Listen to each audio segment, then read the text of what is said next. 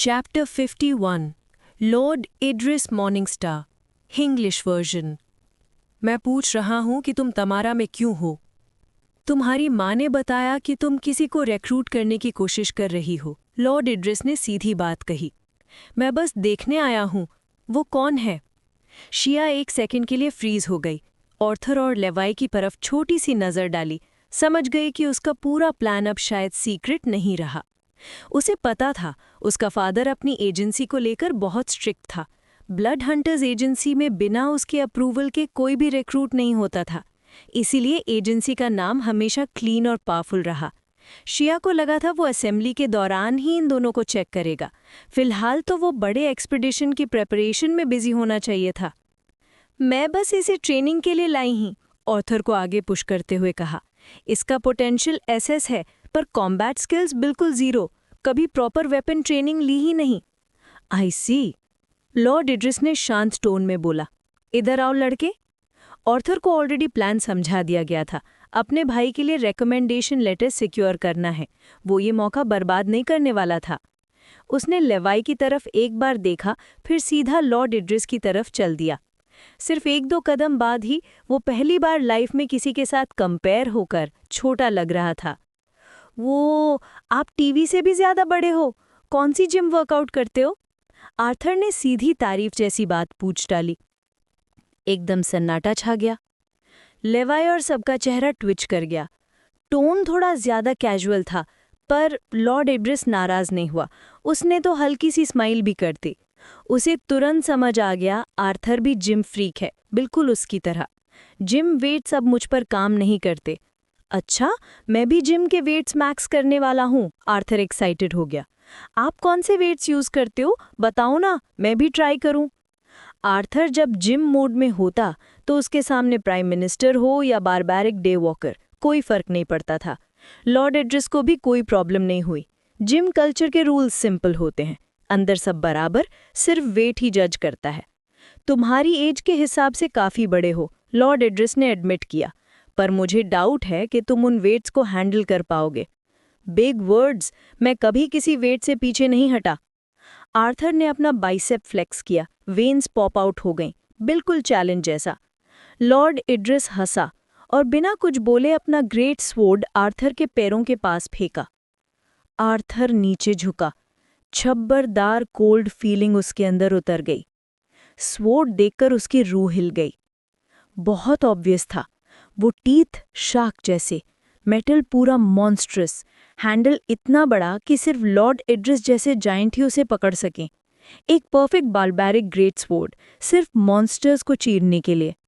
अगर तुम इसे ग्राउंड से उठा पाए तो मैं तुम्हें पर्सनल ट्रेनी बनाऊंगा, असेंबली तक तुम्हारी ग्रोथ में देखूंगा। रियली? आर्थर की आंखें चमक उठी। बिना सोचे समझे उसने राइट हैंड से हैंडल पकड़ा। एक सर्द हवा उसके बाजू में दौड़ी।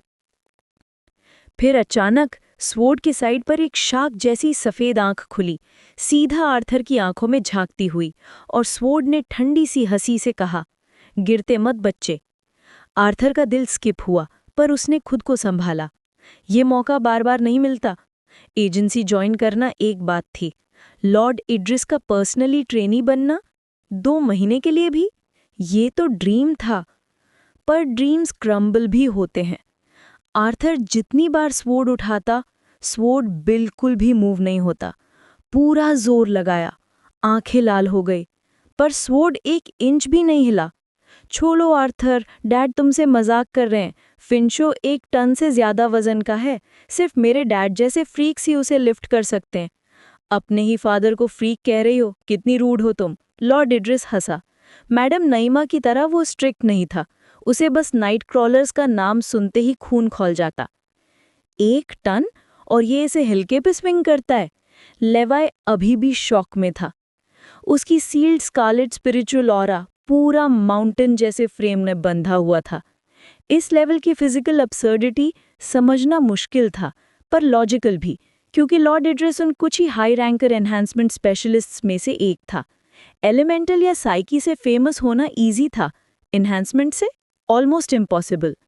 लेवाई की इंटेंस गेज को महसूस करके लॉर्ड इड्रिस की अटेंशन उसकी तरफ गई। उसका नाइट क्रॉलर वेपन के फॉर्म में समन होता था, इसलिए उसने ब्रिज ऑफ डार्कनेस में लेवाई को नहीं देखा था, पर बिहेवियर से उसने लेवाई की ब्लाइंडनेस समझ ली। शिया को पता चला और तुरंत कॉन्वर्सेशन कंट्रोल करनी आई। ये लेवाई लार्सन है, आर्थर का बड़ा भाई, उसने प्राउड टोन में कहा। अगर इसकी स्पिरिचुअल विजन नहीं होती तो हम सब हैरोइंग फॉरेस्ट में मर चुके होते। अच्छा? लॉर्ड इड्रिस ने लेवाई को ध्यान से देखा। It's an honour to meet you sir, Levi ने रिस्पेक्टफुली बाव किया। एशक्राल ने बताया था उसकी स्पिरिचुअल ऑरा हिडन रहेगी जब तक वो खुद रिवील ना करे, पर फिर भी लॉर्ड इड्रिस की प्रेजेंस के सामने नर्वस होना नॉर्मल था। तुम्हारी उम्र में बिना कॉन्ट्रैक्ट के इतनी powerful spiritual vision, future bright है, लॉर्ड इड्रिस ने कामली कहा। क्या तुम असेंबली में भी पार्टिसिपेट कर रहे हो? रूम 1 सेकंड के लिए फ्रीज हो गया। आर्थर भी अपना फेल डेडलिफ्ट भूल गया।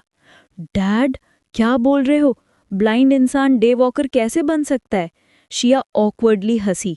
उसका पूरा प्लान यहीं एक्सपोज हो सकता था।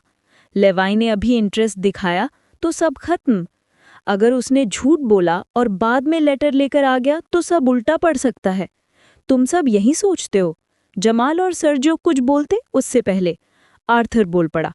मैं नहीं, मेरा बिग ब्रो दुनिया का सबसे बड़ा डे वॉकर बनेगा। आइज, उन्होंने वीक करने की कोशिश की पर कामयाब नहीं हुए, कुछ भी उसे रोक नहीं सकता। आर्थर ने लेवाई की तरफ देखा, फिर स्वॉर्ड की तरफ। परफेक्ट स्क्वाड स्टांस लिया। अपने भाई के साथ मैं हमेशा खड़ा रहूंगा। राइज! सबका रिएक्शन देने से पहले आर्थर ने दोनों हाथों से हैंडल पकड़ा, स्क्रीम किया और पूरा स्ट्रेंथ चैनल किया। नोज से ब्लड बहने लगा, मसल्स टीयर होने को थे। और तब स्वॉर्ड हिला, सिर्फ 2 सेंटीमीटर्स। बस हिल्ट उठा, बस इतना सा। पर इस 2 सेंटीमीटर ने शिया, जमाल, सर्जियो को शॉक में डाल दिया, और लॉर्ड इड्रिस और फिनशो को भी। सिर्फ लेवाई सरप्राइज नहीं था, वो तो बस प्राउड स्माइल के साथ अपने लिटिल ब्रो को देख रहा था। थुड! स्वॉर्ड गिर गया। आर्थर हफ करता हुआ सीधा खड़ा हो गया, ब्लड नोज से बह रहा था। वो धीरे से लॉर्ड इड्रिस की आंखों में देखता हुआ बोला, ये काउंट होता है या फिर मैं दोबारा ट्राई करूं? लॉर्ड इड्रिस की स्माइल और बड़ी हो गई, फिर वो जोर से हंसा। प्रॉमिस तो प्रॉमिस होता है, उसने हेड शेक किया। बस पॉसिबल था, पर चलो, चलेगा। सर्जियो और जमाल की रूह निकल गई। एक मीटिंग, एक फेल डेडलिफ्ट, और आर्थर को मिलने वाला था लॉर्ड इड्रिस का पर्सनल ट्रेनिंग। वो 2 साल से एजेंसी में पड़े थे और उनके नाम भी कोई याद नहीं रखता। Are you kidding me? बस यही थॉट चल रहा था दोनों के दिमाग में। शिया, इसे कल सुबह HQ भेजना, लॉर्ड इड्रिस एग्जिट लेते हुए कहा। जब वो आर्थर के पास से गुजर रहा था, उसने एक जेस्चर किया और उसका स्वॉर्ड हवा में उड़ता हुआ उसके हाथ में लौट आया। वो स्वॉर्ड को अपनी पीठ पर स्लैम करके लॉक कर गया, बिना किसी हार्नेस के। डोर के पास रुककर उसने लास्ट बार मुड़कर कहा, क्यूट हेयर टिप्स, अपनी ब्रेक थ्रू का फुल रिपोर्ट भेजना मत भूलना। फाइन, शिया ने उठती सांस भरी, डोर बंद होता देखते हुए। Chapter 52 families love, English version. Lord Idris के जाते ही लेवी ने तुरंत आर्थर को बैठने में मदद की और उसका चेहरा साफ किया। आर्थर के दिल की थंडरस धड़कन से ही लेवी समझ गया कि उसने ग्रेट सॉर्ड उठाने में अपना सब कुछ झोंक दिया था, अपनी लिमिट से काफी ऊपर तक पुश किया था। तूने बहुत अच्छा किया, लेवी ने क्वाइटली कहा। मुझे करना ही था। आर्थर ने एक फूलिश सा थम्स अप दिया, वो हमें एक्सपोज करने वाला था। सबने एक साथ भौं उठाई। आर्थर और स्मार्ट डिसीजन, ये किसी ने एक्सपेक्ट नहीं किया था। फिर भी सच यही था, आर्थर के स्टंट ने लॉर्ड इद्रिस का अटेंशन डाइवर्ट कर दिया और वो बिना और क्वेश्चंस किए निकल गया। शिया को पता था कि ये सबसे अच्छा आउटकम था। वैसे भी लॉर्ड इद्रिस कभी लेवी को रेकमेंड नहीं करता। हर एजेंसी के पास सिर्फ एक रेकमेंडेशन लेटर होता है, बड़ी एजेंसीज शायद 2, और लॉर्ड इद्रिस का सेकेंड लेटर तो ऑलरेडी किसी और का क्लेम था। वो कभी आर्थर का लेटर लेवी को नहीं देता, no matter what. You lucky dog, मुझे यकीन नहीं हो रहा कि लॉर्ड इद्रिस तुझे पूरे 2 महीने ट्रेन करेगा। सर्जियो ने आगे बढ़कर आर्थर की बैक पर जोर का थप्पड़ मारा। जेलसी उसके फेस पर क्लियरली लिखी थी। जमाल ने उसे हेडलॉक में ले लिया, अपने पतले ट्विग लाइक हाथों से, जैसे आर्थर ने कोई काला स्कार्फ पहना हो। You must be excited, Jamal ने दांतों से बोलते हुए कहा, हाफ जोक हाफ एनवी। अगर ट्राई करता तो आर्थर का गला दबा देता, पर उसके हाथ टूट जाते। I don't think I will go, Arthur ने कामली कहा, और जमाल कहा तो ऑलमोस्ट ट्विस्ट हो गया। जमाल फ्रीज हो गया। क्या बोल रहे हो तुम? शिया ने इरिटेशन से पूछा। वो अपने फादर की स्ट्रिक्टनेस से नफरत करती थी, पर उसकी पावर को रिस्पेक्ट करती थी। उनकी ट्रेनिंग के 1 मिनट का वर्थ कुछ और होता। आर्थर को समझ ही नहीं था कि उसे क्या मिल रहा था, और ये इडियट जाने से मना कर रहा था। मैं टैमेरा में ही ट्रेन करना चाहता हूँ, आर्थर ने सिंपल टोन में कहा। मैं अपने भाई को छोड़कर कैपिटल नहीं जा रहा। Arthie, I'll be fine, Levi ने उसके शोल्डर पर हाथ रखा। तू जा और जितना सीख सकता है सीख, ऐसे अपॉर्चुनिटी ज्यादा नहीं मिलते। पक्का? आर्थर ने पूछा। 2 महीने हैं पूरे। तू सोचता है मैं 2 महीने तेरे बिना सरवाइव नहीं करूंगा? लेवी का टोन शार्प हो गया। बिग ब्रो, मुझे डर है तू फिर कल्टीवेशन से ओवरहीट होके गिर ना जाए। आर्थर ने एस्ट्रा एआई के थ्रू सॉफ्टली मैसेज भेजा। I will be fine, Levi ने सरीन स्माइल के साथ कहा। मैं पहले जैसा नहीं हूँ। आर्थर चुप हो गया। वो देख चुका था कैसे लेवी बिना केन के मूव करता था, कैसे उसकी आईज होने के बावजूद भी वो सब कुछ देख लेता था। लेवी ने अपनी न्यू एबिलिटी उससे बताई थी, पर आर्थर एक चीज़ जानता था, लेवी कभी कभी बाहर जाता था, उसका अकेले रहना थोड़ा टफ हो सकता था। हाउ अबाउट तू मेरे साथ चल? आर्थर ने सॉफ्ट टोन में पूछा। नो, लेवी ने स्लोली हेड शेक किया। टैमेरा ही बेस्ट है मेरे ट्रेनिंग के लिए। अपार्टमेंट की क्वाइटनेस उसके लिए परफेक्ट थी। कैपिटल का नॉइस उसके माइंड को स्कैटर कर देता, और सबसे बड़ी बात, अगर लेवी साथ होता तो आर्थर कंसंट्रेट ही नहीं कर पाता, वो बस उसकी सेफ्टी के पीछे रह जाता। अगर तू कहता है तो। आखिर में आर्थर मान गया। वो जानता था जब लेवी मना करता है तो डिसीजन फाइनल होता है। उनकी बात खत्म होते ही आर्थर ने ग्रुप की तरफ मुड़कर बोला, तो अब तुम हमें अपना अल्टीमेट दिखाओगी या नहीं? सभी जानते थे कि लार्सन ब्रदर्स एक दूसरे के कितने क्लोज हैं, पर किसी ने एक्सपेक्ट नहीं किया था कि आर्थर एक once in a lifetime opportunity सिर्फ अपने ब्लाइंड ब्रदर के साथ रहने के लिए छोड़ देगा। ये लेवल का लॉयल्टी और लव उनके समझ से बाहर था, पर लेवी और आर्थर के लिए नॉर्मल। वो दोनों पैदा होते ही अनाथ थे। वो एक दूसरे को ही रेज करते आए थे, एक दूसरे को ही प्रोटेक्ट किया।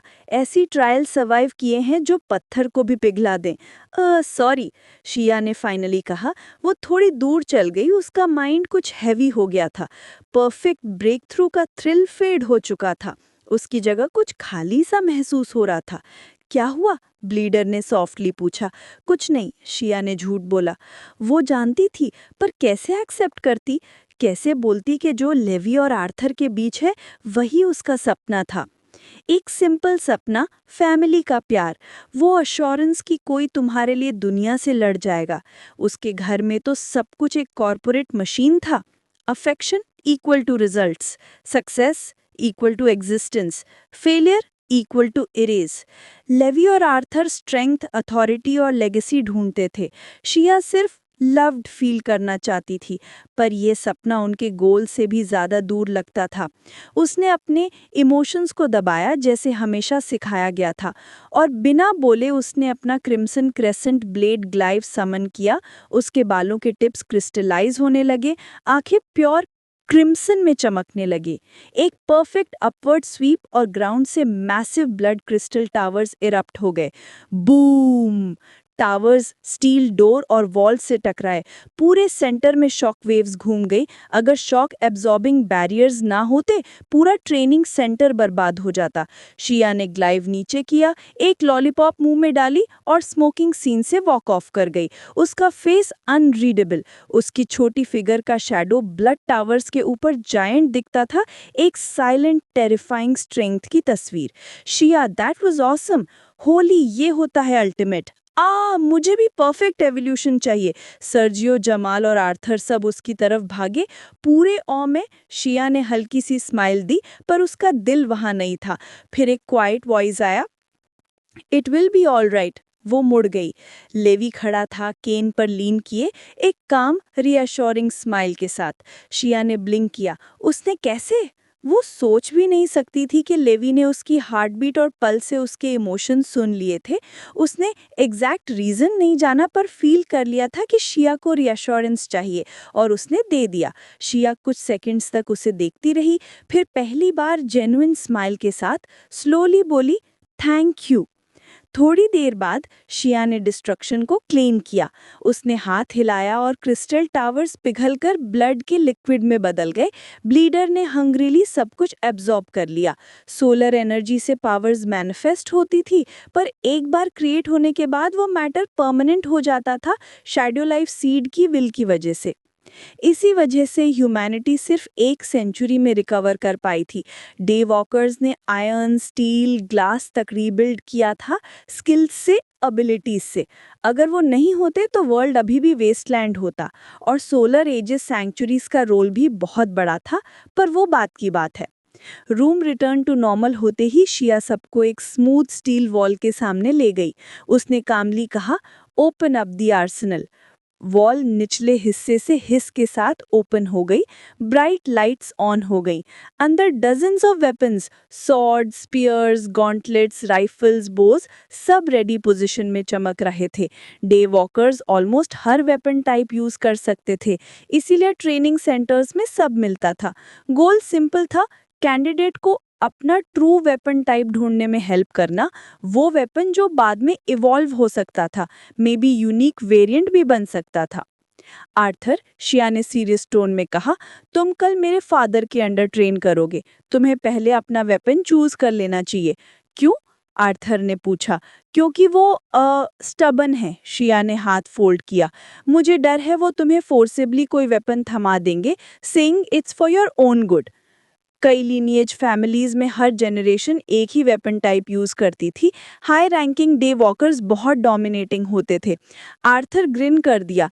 डोंट वरी, मैंने अपना वेपन 8 इयर्स की एज में चूज कर लिया था। वो कॉन्फिडेंटली वॉल की तरफ गया, ब्लेड्स और गन स्किप किए और एक डस्टी ब्राउन सर्कुलर शील्ड के सामने रुक गया।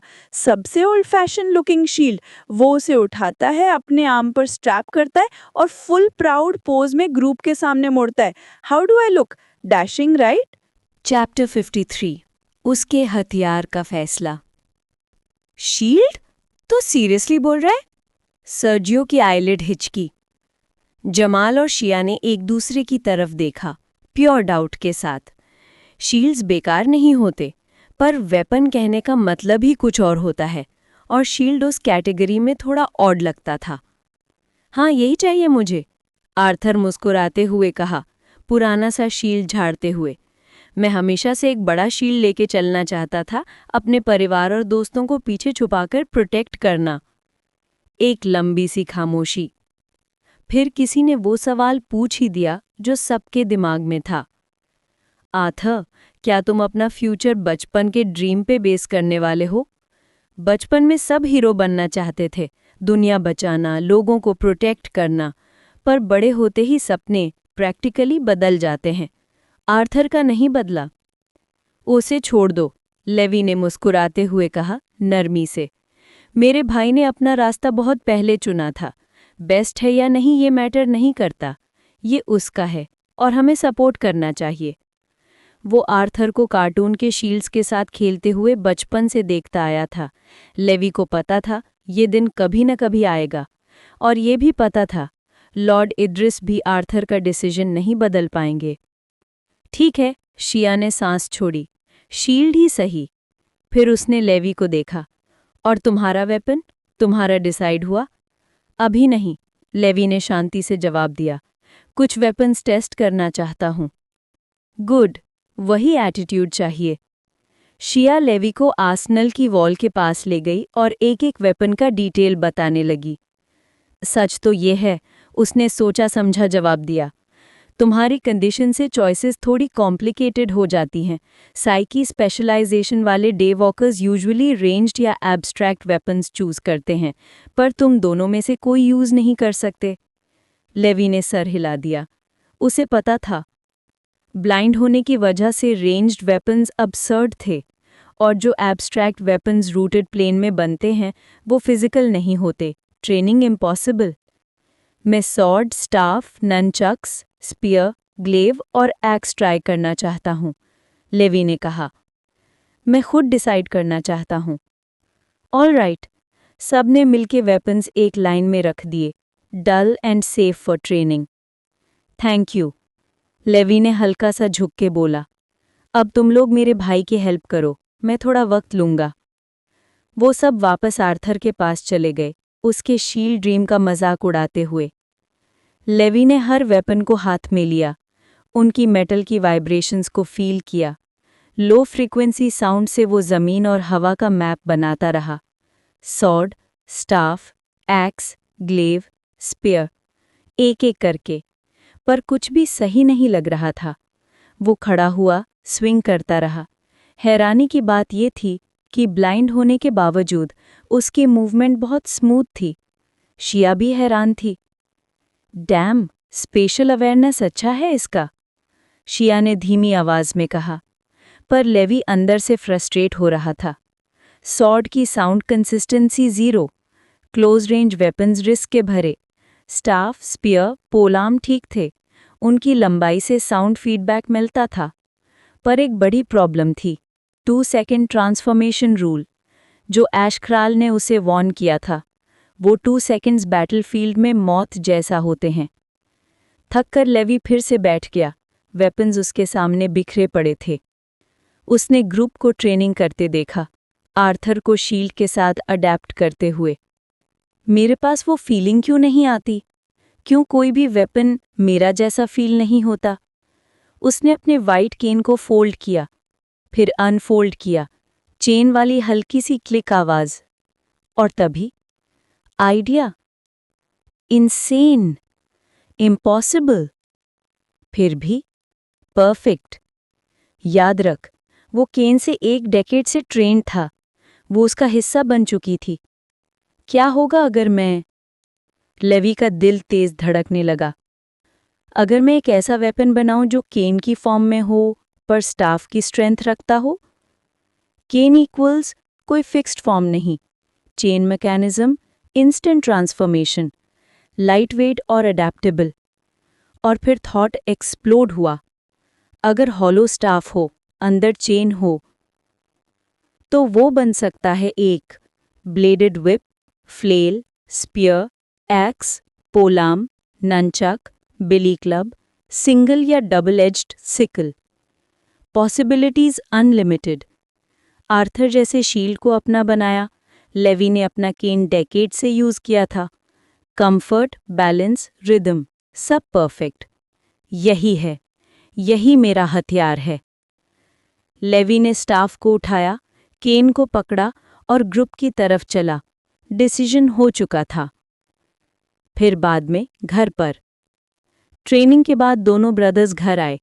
शिया ने पूछा लेवी का वेपन क्या है।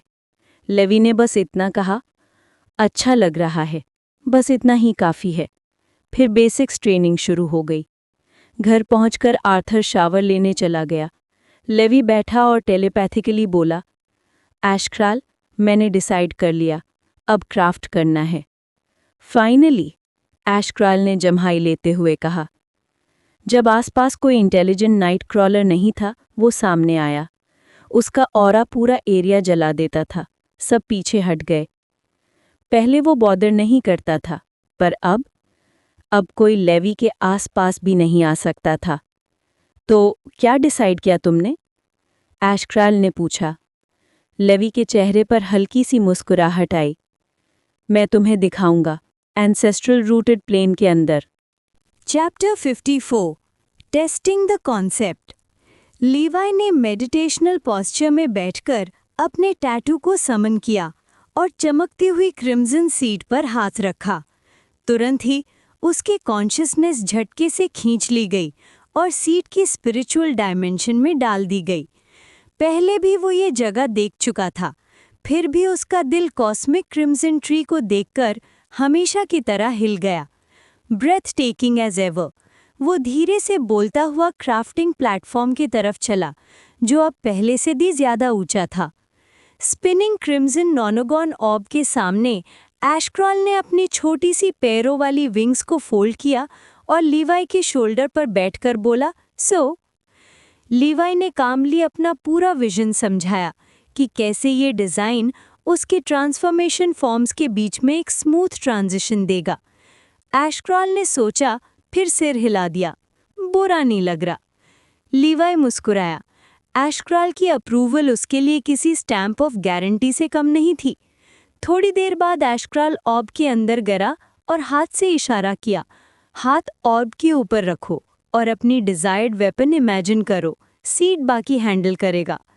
लीवाई ने आंखें बंद करके 1.5 मीटर का ब्लैक स्टाफ इमेजिन किया, जिसमें एक chain core mechanism end to end चल रहा हो। पहले वो इसे 5 पार्ट्स में स्प्लिट करना चाहता था, पर फिर 4 पर रुक गया। 5 उससे ज्यादा लग रहा था। उसके हेजिटेशन को महसूस करते हुए एशक्रॉल बोला, बेस वर्जन बनाओ, बाद में मॉडिफाई कर सकते हो। ओह, मुझे तो पता ही नहीं था। लीवाई हैरान हुआ, क्योंकि उसने पढ़ा था कि एक बार वेपन ब्लूप्रिंट बन गया तो कोई रीडू नहीं होता। एशक्रॉल ने विंग हिलाकर बोला, सीड का छोटा सा पर्क है, अब कांटेक्ट करो। लीवाई ने अपना हाथ ऑर्ब में धकेला। एशक्रॉल के विंग को छूते ही नॉनोगॉन ऑर्ब तेजी से घूमने लगा और एक छोटे एक्सप्लोजन जैसी ब्राइट फ्लैश हुई। फ्लैश के बाद एशक्रॉल गायब हो गया और उसकी जगह एक लंबा डार्क वुडन स्टाफ खड़ा था। लीवाई ने स्टाफ को उठाया। लकड़ी का रगेड टेक्सचर उसके फिंगर्स के नीचे अजीब सा रियल महसूस हो रहा था। उसने देखा कि millions of microscopic crimson engraving staff पर भागे जा रहे थे, इतने फाइन कि दूर से कोई देख नहीं सकता। एक हल्का झटका दिया तो अंदर से चेन का टेंशन क्लियरली फील हो रहा था। लुक्स क्वाइट नीट, लीवाई मुस्कुराया, पर जैसे ही स्टाफ को अपने सामने लाया, उसका दिल एक बार को रुक गया। स्टाफ के एज के पास एशक्रॉल की वो ड्रेडफुल क्रिम्सन स्लिट आई खुल गई थी। Go down and get a proper feel for it. जब तक एंसेस्ट्रल रूटेड प्लेन नहीं छोड़ते, वेपन क्राफ्ट नहीं होगा। Good to know. लीवाई पानी की सतह पर लैंड किया। जी हाँ, लैंड। पास की वाटर सरफेस उसका वेट एब्जॉर्ब कर रही थी, बिना उसे डूबने दिए। चलो देखते हैं आज क्या सीखा है। वो स्टाफ को नीचे पकड़कर स्विंग करने लगा, ऊपर नीचे, लेफ्ट राइट, शांत सा प्रैक्टिस। एक ब्रूमस्टिक के साथ बच्चे जैसे ट्रिक भी करे।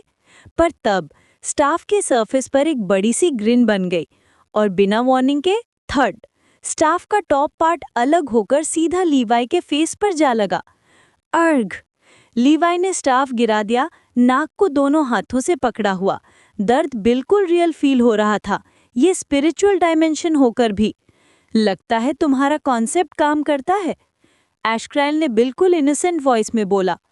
एसहोल, मुझे पता है ये तुमने किया है। I just wanted to test the chain mechanism, Ashcroll खंसका। लीवाई इरिटेट होकर स्टाफ को उठाकर सीधा पानी में दबा दिया, जैसे एशक्रॉल को ड्राउन कर रहा हो। बुल बुल बुल बुल बुल, help, my partner is waterboarding me. Ashcroll की मफल्ड बबली आवाज नीचे से आई। लीवाई के कानों को एक सुकून जैसा लग रहा था। थोड़ी देर बाद वो आवाजें हंसी में बदल गई। लीवाई और चिढ़ गया। उसने स्टाफ को बाहर खींच लिया। इयॉन्स पुरानी बीइंग हो, फिर भी इतना फकिंग चाइल्डिश बिहेव करते हो। Child like joy is the key to longevity. Levi ने आंखें घुमाई। हाँ, वॉटएवर। फिर लीवाई ने स्टाफ को 4 पार्ट्स में स्प्लिट किया। चेन्स को खींचकर देखा।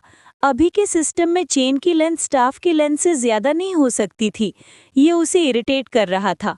पहला वेपन डेकोरेटिव नहीं लगना चाहिए। एशक्रॉल ने काम टून में बोला, चेन लेंथ बढ़ा दो, एक्स्ट्रा चेन दोनों एंड्स पर स्टोर हो जाएगी। सीरियसली? पर मैकेनिज्म अनस्टेबल हो जाएगा ना? तुम अभी भी फिजिकल लॉजिक में सोच रहे हो। ये रियल वेपन नहीं, ये मैं हूं। इंटरनल मैकेनिक्स तुम कंट्रोल कर सकते हो। लीवाई रुक गया। समझ आ गया। तो एक्सेस चेन को लॉक कर सकते हो मेरे कंट्रोल से। बिल्कुल। लीवाई प्लेटफॉर्म पर भागा, चेंजेस किए, एक और फ्लैश और स्टाफ का नया वर्जन आ गया। इस बार एंड्स थोड़े थिक थे, क्रिम्सन रूट एनग्रेविंग्स के साथ। नया लुक लीवाई को इंस्टेंटली पसंद आया। पानी पर वापस जाकर उसने दोनों एंड्स खोले। चेन बाहर वूश करते हुए गिरने लगी, क्रिम्सन रूटेड लिंक्स के साथ। जब एक छोटा सा पाइल बन गया, चेन टाइट हो गई। स्टाफ के एंड से लंबे डैंगलिंग चेन्स लटक रहे थे। दिस इज इट, लीवाई ने फखरी मुस्कुराहट के साथ बोला। उसने रिट्रैक्शन कमांड दी। चेन्स तेजी से अंदर खींची गई, छोटे कंपार्टमेंट्स बंद हो गए और स्टाफ लेस देन 1 सेकेंड में सॉलिड फॉर्म में वापस आ गया। सैटिस्फाइड? वेरी। एशक्राल ने बोला, अगर और मॉडिफिकेशन चाहिए? नो। लीवाई ने सिर हिला दिया। अब ये परफेक्ट है, बैलेंस भी, कम्प्लेक्सिटी भी। लीवाई कुछ और मिनट्स प्रैक्टिस करता रहा, फिर प्लेटफॉर्म पर चढ़ गया। स्टाफ को नॉब में रखा। I have chosen my signature weapon and it will be called. उसकी सांसें रुक गईं, यादें वापस आईं। वो रात, वो चीखे, वो खून। उसका चेहरा अंधेरा हो गया। Judgements chain staff. और फिर धीरे से बोला, इन्हीं चेन से मैं उन लोगों को बांधूंगा और इस स्टाफ से उनकी हड्डियां तोड़कर राख बना दूंगा। जो भी मेरे परिवार के साथ हुआ, उन सब पर अपना जजमेंट उतारूंगा। ये मेरा वादा है। जैसे ही ये शब्द उसके होंठों से निकले, स्टाफ के बेस पर ग्लोइंग इल्खोरियन स्क्रिप्ट में जजमेंट्स चेन स्टाफ लिख दिया गया। और इसी पल लीवाई एक ट्रू डे वॉकर बन गया। Chapter 55 professional upstairs neighbour. Next morning Shia ने आर्थर को कॉल किया और बताया कि वो नीचे वेट कर रही है। आर्थर ऑलरेडी अपने सूट्स पैक करके अपने भाई के पास बैठा था, कॉल का इंतजार करते हुए। शी इज़ हियर, लेवी मुस्कुराया। उसकी इन्हांस्ड हियरिंग ईजिली शिया की आवाज़ पकड़ लेती थी, चाहे वो आर्थर के ईयरपीस से ही क्यों ना आ रही हो। आर्थर को कोई फर्क नहीं पड़ता था। लेवी ने पहले ही बता दिया था कि उसकी मेन एवोल्यूशनरी ट्रेट साउंड से रिलेटेड है। अगर आर्थर ने अपने भाई को एकोलोकेशन के साथ कमाल करते हुए ना देखा होता तो वो उसे 2 महीने तक अकेला छोड़कर जाने में इतना कंफर्टेबल कभी नहीं होता।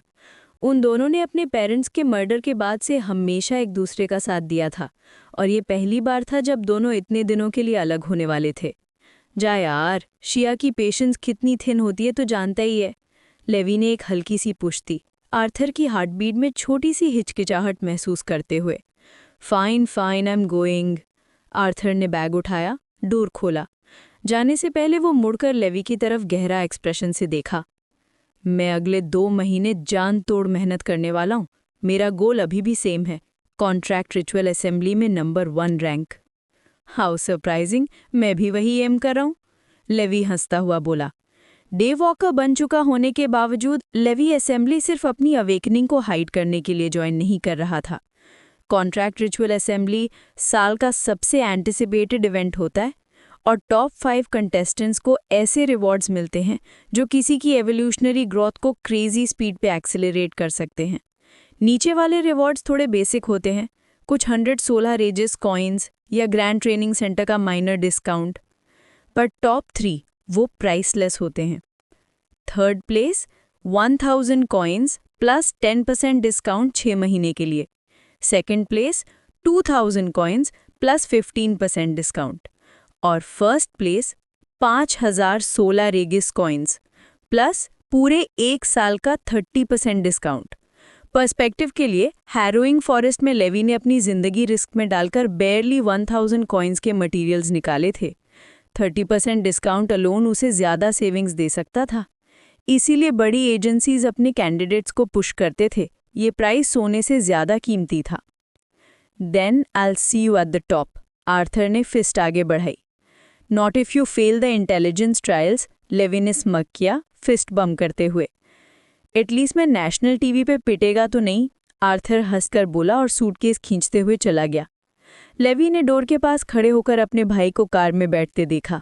दोनों रोज़ एक दूसरे पर रोस्ट बार्स बरसाते थे, पर अंदर से लेवी को आर्थर की सक्सेस से ज़्यादा कुछ नहीं चाहिए था।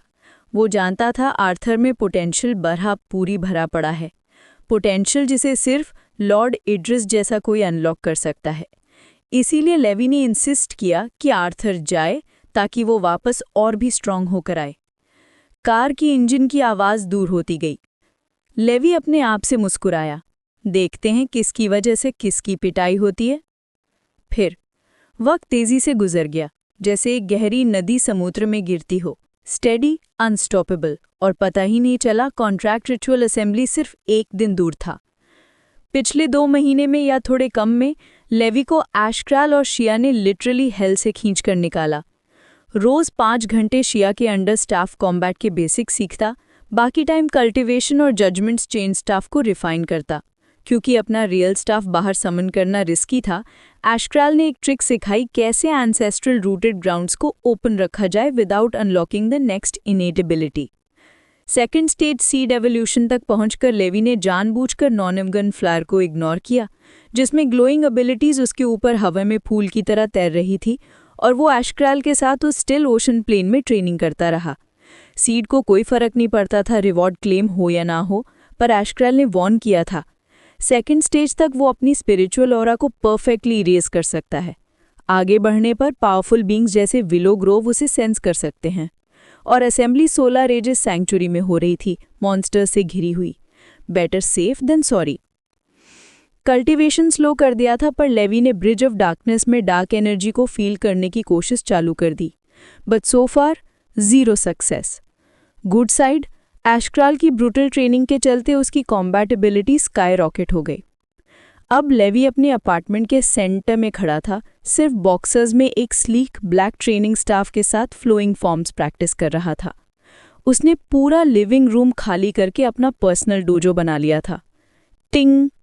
स्टाफ फ्लोर को टच करता और साउंड पूरे कमरे में सोनार के ब्लास्ट की तरह फैलता। लेवी उस वेव को सेकंड सेट ऑफ आइज की तरह यूज करता, अपनी लेग स्वीप करता, फिर एक स्पिनिंग एयरबोन किक। लैंडिंग पर एक और pulse, mapping the whole room. Echolocation solar energy use करती थी, हर यूज की कॉस्ट होती थी। डिफरेंस, लेवी का टैंक इनसेनली बड़ा था। 9 सेंसेस सी भी एक मॉन्स्टर रेजर्वॉयर था, जिसे लेवी को पावर बर्न करने का लग्जरी मिलता था जो किसी और के पास नहीं था। फिर भी असेंबली कई दिन चलती, पावर वेस्ट नहीं करनी थी। एको लोकेशन के बिना वो लिटरली ब्लाइंड लड़ता। हा! टिंग! हो! टिंग! लेवी फ्लुएंटली मूव कर रहा था, बालों से पसीना टपक रहा था, और सुबह की होली लाइट में उसकी स्किन ग्लो कर रही थी। वो किसी सुपर बर्ड ऑफ पैराडाइज का अपग्रेडेड वर्जन लग रहा था, बस विंग्स की जगह एब्स और बैटल स्टाफ। बस प्रॉब्लम ये थी, नीचे वाले नेबर्स को उसकी मॉर्निंग डांस शो बिल्कुल पसंद नहीं आ रही थी। Thud thud thud. You noisy fucker, stop jumping around, it's 5 in the morning, idiot। Levi रुक गया, ईयर्स ट्विच करते हुए ब्रूमस्टिक का डल थ्वैक फ्लोर के थ्रू आया। I have probably been a bit annoying this month. वो मुस्कुराया, ऑकवर्डली सॉरी फील करते हुए। सच बोलूं तो वो एक प्रोफेशनल न्यूसेंस बन गया था। रोज रात को इंटेंस ट्रेनिंग, फिर भी नेबर्स रेयरली कंप्लेंट करते थे। उनकी साइलेंस टॉलरेंस से कम और फियर से ज़्यादा थी। उनकी सोसाइटी में ब्लाइंड लोग टिकिंग बॉम्ब्स होते हैं, एक कदम स्लीप वॉकर बनने से दूर। अगर लेवी के एंकल मॉनिटर का स्टिग्मा नहीं होता, नेबर्स कब का कंप्लेंट डाल देते। आफ्टर अ ब्रेक लेवी ने शावर लिया, फिर अपनी यूजुअल कपड़े पहनकर आधा वार्डरोब एक बड़े सूटकेस में डाल दिया। ब्रेकफास्ट बनाया, ऑमलेट, बटर्ड क्रिस्पी टोस्ट और मिंटेड टी। बालकनी पर प्लेट लेके जाके बैठ गया। एयर में morning dew, steam, holy light का गरम फील, सिटी के ऊपर मॉन्स्ट्रस क्रीचर्स की soaring silhouettes. Perfectly imperfect. I am gonna miss this peacefulness, Levi ने धीरे से कहा, और एक छोटा सा सिप लेते हुए स्काईलाइन को एक बार और एंजॉय किया। चैप्टर 56, हेलियोडोर का कैपिटल। कुछ घंटों बाद लेवी शिया के साथ ट्रेन में बैठा था, कैपिटल सिटी की तरफ जाते हुए। सर्जियो और जमाल रोज उसके साथ नहीं रह सकते थे। एजेंसी कॉम्बैटेंट्स के तौर पर उनकी अपनी जिम्मेदारियां थीं। शिया दूसरी तरफ लीडर की बेटी थी और एजेंसी की सेकंड इन कमांड भी। उसका स्टेटस अलग था, उसके रूल्स अलग थे। कुछ देर बाद ट्रेन स्टेशन पहुंची, जहां एक पर्सनल शोफर पहले से ही वेट कर रहा था। लेवी को बिल्कुल सरप्राइज नहीं हुआ। शिया को ट्रेन में ट्रैवल करना पसंद था, चाहे वो चाहे तो सीधा कैपिटल तक गाड़ी में आ सकती थी। स्टिल अलोन रहने का प्लान है? शिया ने पूछा गाड़ी में बैठते ही। यस। ओके। शिया ने और कुछ नहीं पूछा। लेवी की चेहरे की एक्सप्रेशन ही काफ़ी था समझने के कि वो उस टॉपिक पर बात नहीं करना चाहता। उसने सीधा शोफर को एड्रेस भेजा और गाड़ी ट्रैफिक के समुंदर में घुस गई। हीलियोडोर का कैपिटल एक धड़कता हुआ दिल था। लोगों का, गाड़ियों का, एजेंसीज का, डे वॉकर्स का, सबका बेहद भीड़ भड़ाका हुआ, पर फिर भी इतना बैलेंस में कि आउटर सेटलमेंट्स के केओस जैसा नहीं। हर तरफ से ग्लास के स्काई स्क्रेपर्स आसमान को छू रहे थे। कॉरपोरेशंस, लिनिएज फैमिलीज और प्राइवेट एजेंसीज के हेडक्वार्टर्स से भरे हुए। लेकिन शोफर उन सबसे दूर शहर के आउटस्कर्ट्स की तरफ मुड़ गया, सबर्बन जोन्स की तरफ। यहाँ स्पेस बहुत महंगा था। स्लम्स नहीं थे, चीप होम्स नहीं थे। जो कैपिटल अफोर्ड नहीं कर सकते थे वो बाहर सेटल हो जाते थे। Simple rule.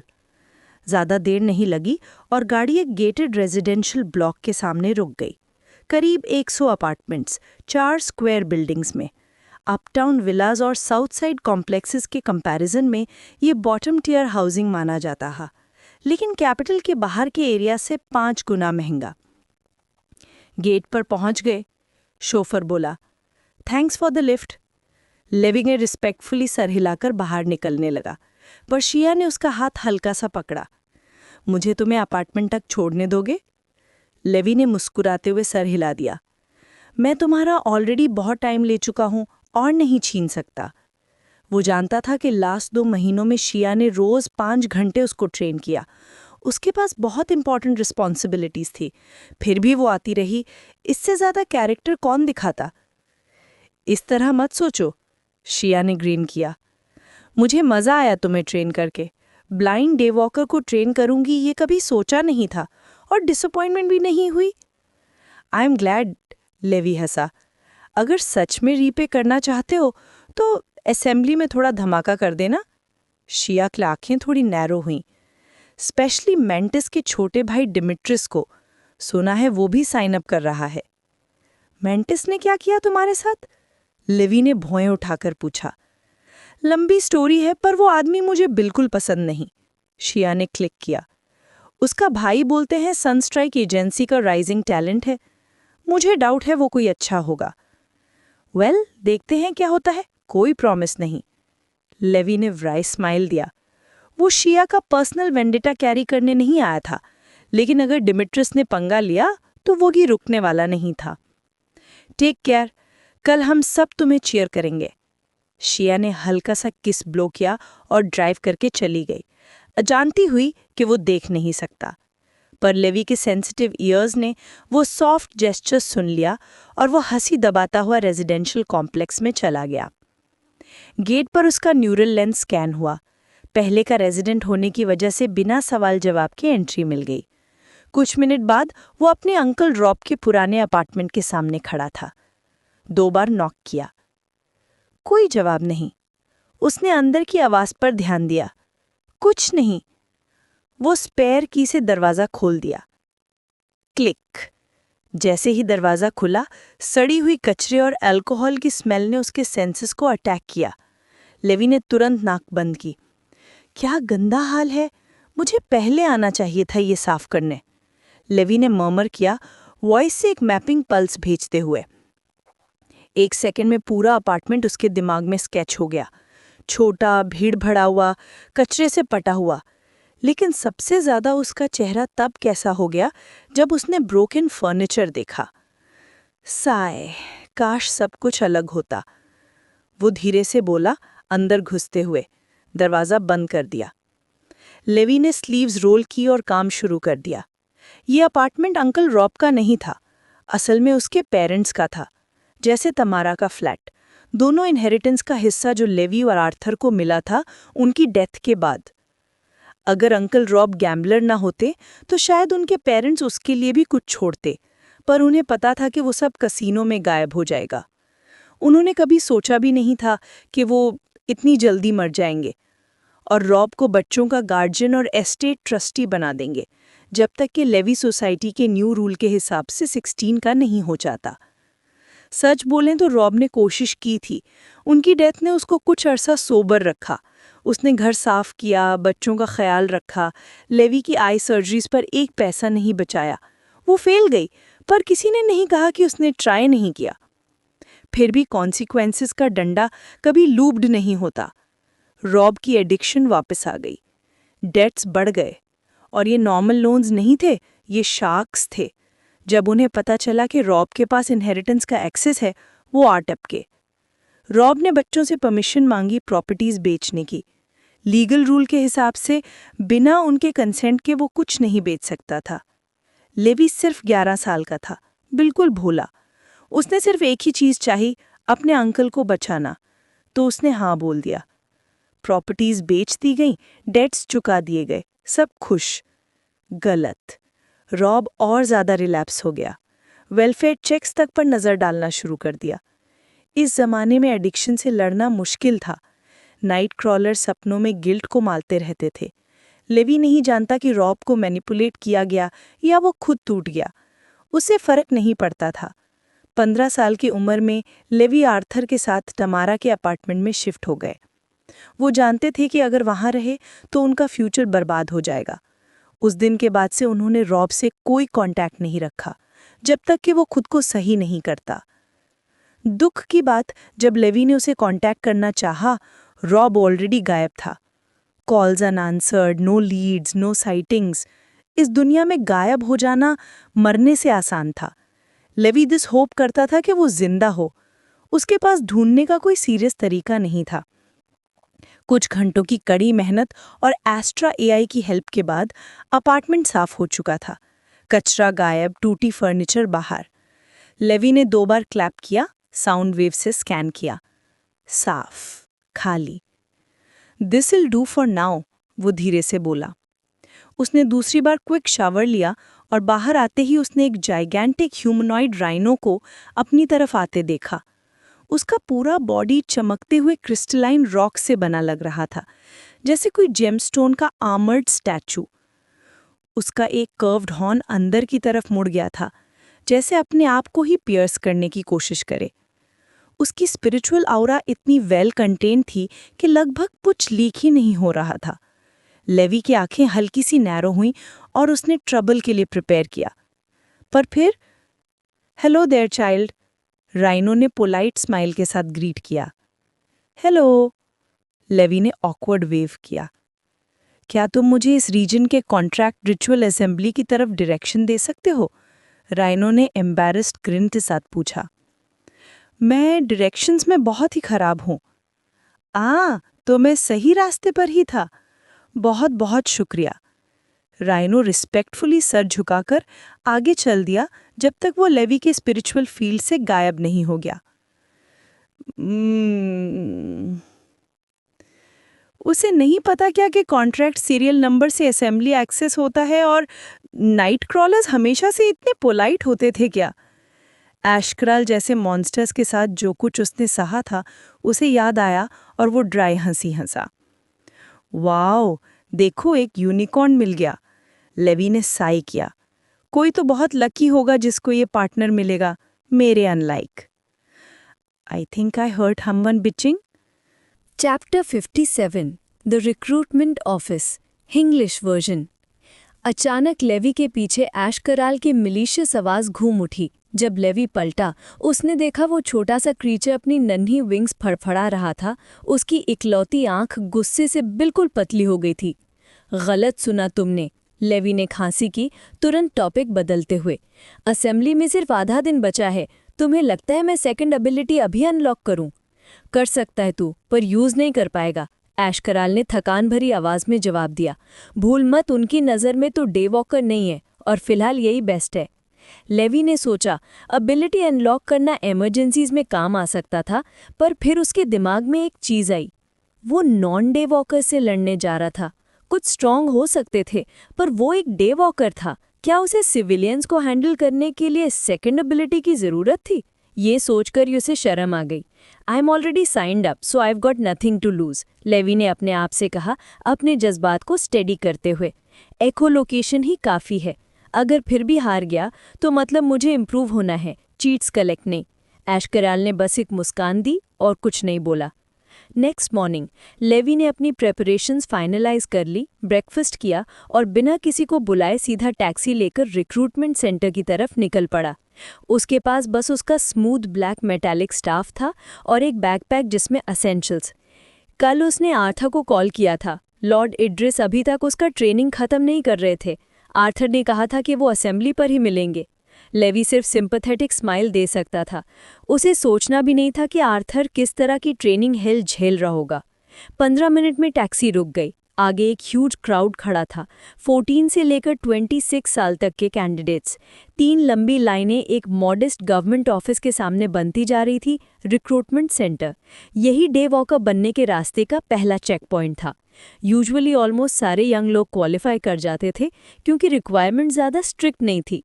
2 बार से ज़्यादा रिपीट नहीं, 26 साल से कम, कोई सीरियस क्रिमिनल रिकॉर्ड नहीं, कोई मेजर मेंटल इंस्टेबिलिटी नहीं, और बिल्कुल ही नहीं ankle monitor wearer's. Simple rules, ताकि हर बच्चे को फेयर चांस मिले बिना कनेक्शंस और पैसा जलाए। पर लेवी के लिए वो लास्ट रूल हमेशा एक दीवार था। जब तक वो डे वॉकर नहीं होता और ब्लाइंड रहता, एंकल मॉनिटर नहीं उतरता, और जब तक वो मॉनिटर लगा है वो एलिजिबल नहीं होता। आज तक लेवी ने अपनी हियरिंग फोकस की, क्राउड की बेकार आवाज़ों को फिल्टर किया, एक पर्टिकुलर स्ट्रीट नॉइज़ पर लॉक कर दिया और उसे एरिया मैप करके खाली कर्ब पर जाकर बैठ गया। बैकपैक लैब पर रखा, वहाँ चुपचाप बैठा वेट करता रहा, फैमिलीज और सपोर्टर्स के घिरे में।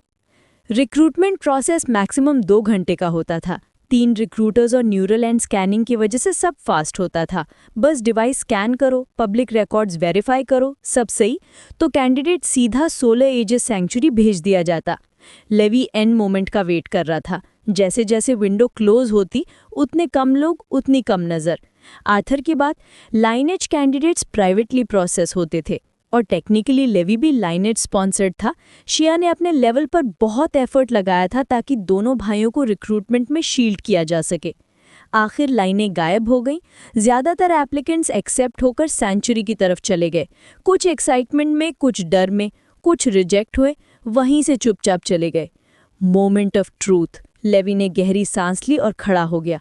Posture straight, head high, black circular glasses उसकी अंधी आंखों को परफेक्टली हाइड करते हुए। दूर से कोई नहीं बोल सकता था कि वो ब्लाइंड है। वो ऑफिस में गया, एको लोकेशन से गाइडेंस लेकर बूथ्स की तरफ चला।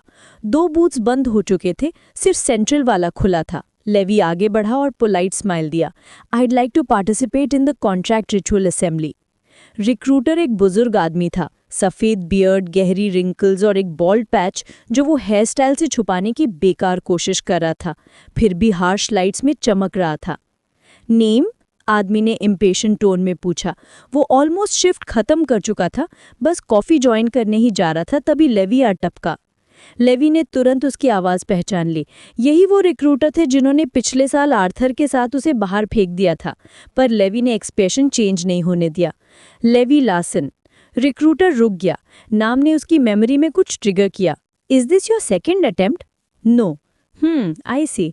आदमी ने और कुछ नहीं सोचा। हर साल हजारों चेहरे, नाम सब मिक्स हो जाते हैं, पर जब उसने लेवी की पब्लिक रिकॉर्ड खोली तो उसकी आंखें फैल गईं। It's you again. मुझे पता था, मैं पहचान रहा हूँ। पिछले साल मेरा टाइम वेस्ट करके गया था, अब फिर क्यों आया? You told me to return with either a recommendation letter or a miracle that restored my sight. Check your inbox. Levi ने एस्ट्रा AI से ऑफिशियल फाइल फॉरवर्ड कर दी। रिक्रूटर सिक्योरिटी बुलाने ही वाला था जब उसके स्क्रीन पर साइंड रिकमेंडेशन लेटर चमक उठा। पहले उसे लगा फेक होगा, पर जैसे ही उसने मॉर्निंग स्टार का इंसिग्निया देखा, उसका मुंह का मुंह खुला का खुला रह गया। यू, मॉर्निंग स्टार्स ने तुम्हें स्पॉन्सर किया? तुम्हें? यस, मी, लेवी ने हल्की सी मुस्कान के साथ कहा। कोई प्रॉब्लम? नो, मैं तो बस तुम्हारी सेफ्टी का। I stop you right there. Levi ने स्मूथली कटा। लेटर साइंड है, मेरे पास शिया मॉर्निंग स्टार का नंबर भी है। अगर कोई प्रॉब्लम है मैं कॉल कर देता हूँ। आप उन्हें एक्सप्लेन कर देना कि उनके स्पॉन्सर्ड कैंडिडेट को टाइम पर एंट्री क्यों नहीं मिली।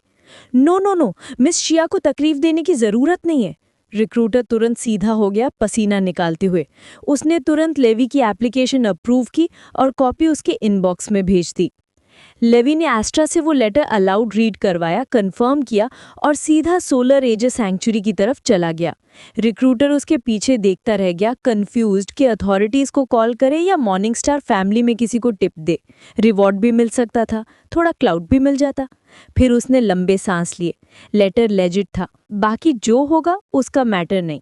रिटायरमेंट के करीब एक सिविल सर्वेंट अननेसेसरी डेंजर में क्यों पड़े? अगर मॉर्निंग स्टार फैमिली ने लेटर इशू किया था तो वो उनका काम, बीच में दखल अंदाजी करना बेवकूफ़ी। I don't get paid enough for this crap. वो अपना बूथ बंद करके कॉफ़ी ज्वाइन करने चला गया, बिना एक शब्द मेंशन किए बिना। उसे बिना पता, जैसे लेवी का नाम रजिस्टर हुआ, एक सिग्नल एक बहुत ही इंटरेस्टेड पार्टी को चला गया। एज एक्सपेक्टेड, शिया ने हमारे साथ जुगाड़ लगाने की कोशिश की, लॉर्ड इड्रिस ने चाय से सिप लेते हुए कहा। वो रूफटॉप गार्डन में टेबल पर बैठे थे, सनलाइट का मजा लेते हुए अपनी वाइफ के साथ। अगर तुम तमारा के फ्लैट नहीं गए होते हमें पता नहीं चलता, जब तक बहुत देर नहीं हो जाती, मैडम नायमा बोली, अपनी बेटी के लिए थोड़ी डिसअपॉइंटमेंट से। एक blind candidate on national TV, उनके लाइनेज की इमेज बदनाम हो जाती। आई डिसएग्री, लॉर्ड इड्रिस ने कहा, लेवी से पहली मुलाकात याद करते हुए। वो लड़का एक्शन से इम्प्रेस नहीं करता, पर उसके अंदर कुछ और था, भूख, आग, धीमी खतरनाक पोटेंशियल। ऐसे लोगों के लिए डिसेबिलिटीज वीकनेस नहीं होती, फ्यूल होती हैं। इड्रिस ने मुस्कुराए। अगर जीत गया तो फायदा, अगर हार गया तो हमारे पास आर्थर है, पर अगर अभी रिजेक्ट किया तो हम दोनों को खो सकते हैं। पब्लिक ओपिनियन का क्या? नायमा ने फ्राउन किया। डार्लिंग, क्या तुम पॉलिटिक्स में ज्यादा घुस गई हो? इड्रिस ने शक किया। पब्लिक ओपिनियन, कब से हम उसकी परवाह करते हैं? हंसा दो दुनिया को, हमारी फैमिली अनटचेबल है, हमारी एजेंसी टॉप पर ही रहेगी। नायमा ने हस्बैंड को देखा, फिर हल्की सी हंसी निकली। वो समझ गई, शायद वो सच में सॉफ्ट पड़ गई थी। डेस्क वर्क ने उसकी एज डल कर दी थी। आई थिंक मैं अगले एक्सपीडिशन में तुम्हारे साथ चलूंगी। उसकी आंखों में एक डेंजरस पाकल चमकी। रियली? हाँ, ये तो बहुत बढ़िया खबर है। इड्रिस हंसा, आंखों में खुशी चमकते हुए। Chapter 58 the willow Grove. कुछ देर बाद लेवाई सोलार एजेस सैंक्चुरी पहुंच चुका था, जो हीलियोडोर होली रीजन के बिल्कुल बीचों बीच था। बाकी शहर की कंक्रीट और ग्लास की जंगल से बिल्कुल अलग सैंक्चुरी एक विशाल प्राचीन वृक्ष के अंदर बसा हुआ था। उसका तना इतना बड़ा था कि आसपास के स्काईस्क्रेपर्स के सामने कोई छोटा नहीं लगता था, पर फिर भी वो बिल्कुल शांत, स्थिर और समय के दाग अपने शरीर पर लिए गर्व से खड़ा था। उसकी बड़ी बड़ी शाखाएं स्टील और ग्लास की इमारतों के बीच निकली हुई थीं, जैसे कोई भूला भिसला देवता अपने हाथ फैला रहा हो, फिर भी एक अजीब सी समझ के साथ एक भी इमारत को नुकसान नहीं पहुंचा रहा था। और उसके पत्ते, उनका नाम था सेलेस्ट्रियल क्रेसेंट्स, और वो आम पत्तों जैसे बिल्कुल नहीं थे। हर पत्ता एक अर्ध चंद्र की तरह था, जिसके बीच एक नाजुक स्पाइरल स्टेम से निकलता हुआ फैलता था। धूप पड़ते ही वो सुनहरे, चांदी जैसे और हरास भरे रंगों में चमक उठते, जैसे किसी ने स्टारडस्ट से ब्रश किया हो। लेवाई ने धीरे से कहा, द विलो ग्रोव, काश मैं तुम्हें फिर से देख पाता। वो भीड़ की आवाज़ों का इस्तेमाल करके वृक्ष की तस्वीर अपने दिमाग में बनाने की कोशिश करता रहा, पर जितनी कोशिश करता, विलो ग्रोव हमेशा धुंधला ही रहता। ध्वनि कभी उस वृक्ष की असली प्राचीन शान को पकड़ ही नहीं सकती थी। उसे याद आया, हर सैटरडे वो यहाँ आता था, माँ बाप उसे लेकर आते, आर्थर साथ होता, दोनों यहाँ बाकी बच्चों के साथ हंसी मजाक, भाग दौड़ करते। तब दुनिया का बोझ उन पर नहीं होता था।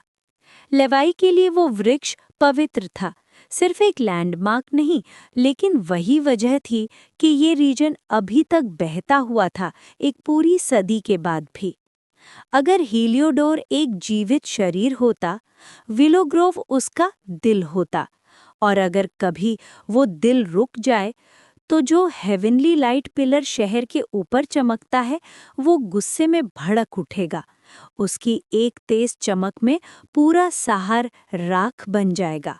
इसीलिए सरकार ने बनाया था 30% क्रिस्टलाइज्ड सीड ऑफरिंग, जिसे लोग बोलते थे सेवियर्स टैक्स। ज्यादातर डे वॉकर्स को कोई शिकायत नहीं होती थी, क्योंकि सब जानते थे विलो ग्रोव की जिंदगी उन सीड्स पर ही टिकी थी। अपर एम से आया हुआ ये डायमेंशनल वृक्ष पानी, हवा या मिट्टी से नहीं जीता था। हर बच्चा ये सच सीखकर बड़ा होता। आज एक बहाल सी भीड़ इस वृक्ष के नीचे जमा हुई थी, या कहें तो सोलर एजेस सैंक्चुरी के एंट्रेंस पर। सैंक्चुरी ही एक लौती एंटिटी थी जो विलो ग्रोव के अंदर स्पेस ले सकती थी। सरकार भी हिम्मत नहीं करती थी चैलेंज करने की। दुनिया में कहीं भी हो, सोलर एजिस सैंक्चुरीज को राजाओं की तरह माना जाता था। सिर्फ वो ही रेडिएंट एंटिटीज से सीधा संबंध रखते थे। अगर वो अपने डिवाइन पिलर्स हटा लेते तो दुनिया नाइट क्रॉलर्स के सामने बिखर जाते। अगर सरकार लोगों की सेवा करती है तो सैंक्चुरीज वो राजा हैं जो उन पर निगरानी करते हैं। खुशकिस्मती से हेलियोडोर सैंक्चुरी और लोकल गवर्नमेंट की ट्यूनिंग काफ़ी अच्छी थी। बदले में सरकार उन्हें एक अच्छा खासा सीड पेमेंट देती थी, पर हर ल्यूमन उसके काबिल था। लेवाई भीड़ को पार करता हुआ सफ़ेद मार्बल की बड़ी सीढ़ियों पर चढ़ना शुरू कर दिया। नीचे शरीफ्स खड़े थे जो ऑर्डर मेंटेन कर रहे थे। अप्रूव्ड एप्लीकेशन दिखाओ वरना पीछे जाओ, एक शेरिफ ने वॉर्न किया। Navy blue uniform, black boots और कमर में एंटी स्लीप वॉकर स्टाइल का वुडन फायर आर्म, एक प्रोफेशनल नो नॉनसेंस ऑफिसर। लेवाई ने शान से एप्लीकेशन फॉरवर्ड किया। शेरिफ ने चेक किया, नाम वैलिड है और स्पॉन्सर भी। प्लीज यहाँ से अंदर जाइए। लेवाई ने सिर हिलाया, रेलिंग खुल गई और वो अंदर आ गया। सीढ़ियाँ चढ़ते हुए पीछे से आवाजें आने लगी। गुड लक बॉय, कॉन्ट्रैक्ट लेकर वापस आना, तुम पर भरोसा है। लेवाई हल्का सा मुस्कुरा दिया। पहली बार लगा कि वाकई लोग उसे सपोर्ट कर रहे हैं, क्योंकि वो कोई खास नहीं बल्कि इस रीजन में डे वॉकर्स देवताओं के जैसे होते हैं। नाइट क्रॉलर्स को शिकार करके वो सीड्स लाते थे जिससे विलो ग्रोव जिंदा रहता था। जो हिस्सा जिंदा है उसी से शहर बचा हुआ है। कई रीजन्स तो पहले ही धूल बन चुके थे। आखिरी स्टेप पर पहुंचकर लेवाई रुक गया। फिर उसने अपना पैर पीछे ले जाकर मार्बल पर जोर से पटका। एक पावरफुल सोनिक वेव फेंगी जो ग्रोव के पूरे इंटीरियर को मैप करके उसके दिमाग में वापस आ गई। जो तस्वीर मिली उसकी सांसें ले गई। डर से नहीं, पर प्योर एक्साइटमेंट से। 200 से ज्यादा ह्यूमनॉइड आराज चेंबर में बिखरी हुई थी। सब एक पल के लिए उसकी तरफ मुड़ गए, उस नए कैंडिडेट की तरफ जो अकेला एंट्रेंस पर खड़ा था। फिर सब अपने अपने काम में लग गए, ये जाने बिना कि वो अंधा था। बस अब शुरुआत है। लेवाई ने गहरी सांस ली। वो मुस्कुराता हुआ हॉल में आगे बढ़ा और बस 2 कदम ही हुए थे कि बिग ब्रो, हा तू आ ही गया। आर्थर की तार जैसी आवाज हॉल में गूंज उठी। सब लोग फिर से मुड़ गए। लेवाई की आईलिड फड़की। वो हरिकेन की तरह आता हुआ आर्थर पहचान गया। मसल्स पहले से थोड़े छोटे पर ज्यादा रिफाइंड, जैसे उसका बॉडी एक डेडली वेपन बन गई हो। आर्थर हक देने ही वाला था कि लेवाई के इंस्टिंक्ट्स एक्टिवेट हो गए। वो एक साइड सर गया और स्टाफ की हल्की सी चोट आर्थर के सर पर। सब कुछ इतना स्मूथ था कि आसपास के कुछ कैंडिडेट्स ने नोटिस कर लिया। लेवाई ने चेहरा भी नहीं मोड़ा।